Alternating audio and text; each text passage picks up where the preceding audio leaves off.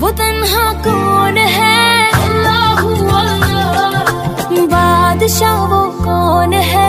روزی روٹی میں تنگی کیوں آتی ہے؟ اس کے کارن کیا ہے؟ کیا وجوہات ہے؟ کیا اسباب ہیں جن اسباب کی وجہ سے روزی روٹی کے اندر سے برکت ختم ہو جاتی ہے؟ میں آپ کو ان وجوہات اور ان اسباب کو بیان کرنے جا رہا ہوں جن اسباب کی بنیاد پر یا جن وجوہات کی بنیاد پر روزی روٹی میں تنگی آتی ہے۔ سب سے پہلا سبب ہے کھڑے ہو کر کے چپل یا جوتا پہن کر کے ننگے سر کھانا کھانا۔ یہ پہلا سبب ہے روزی روٹی میں برکت ختم ہونے کی۔ اور دوسرا سبب ہے بیت الخلا میں بات چیت کرنا۔ اور تیسرا سبب ہے آنے والے مہمان کو بوجھ سمجھنا۔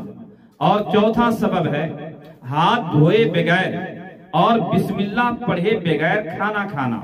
اور پانچواں سبب ہے کھانے کے برتن کو صاف کر کے نہ کھانا۔ چھٹا سبب ہے مسجد میں دنیاوی بات چیت کرنا۔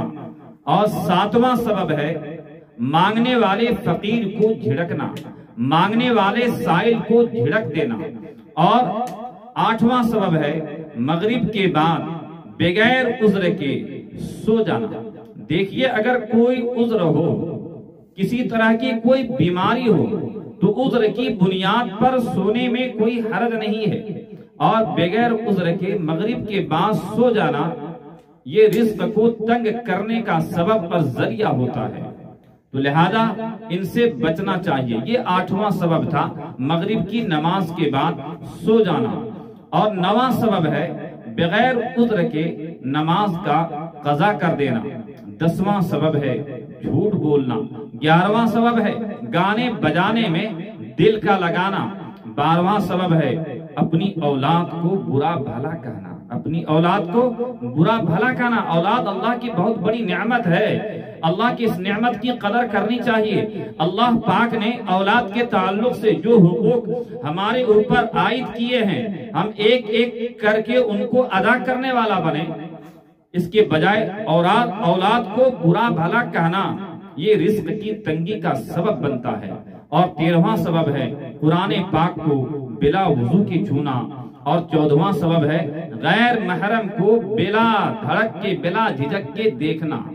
غیر محرم کو جن کے دیکھنے سے اللہ نے اور رسول اللہ صلی اللہ علیہ وسلم نے منع فرمایا ہے، جن کا دیکھنا ہمارے لیے حرام ہے، ان کو جان بوجھ کر کے بار بار دیکھنا، اس سے بھی روزی روٹی کے اندر سے برکت ختم ہو جاتی ہے۔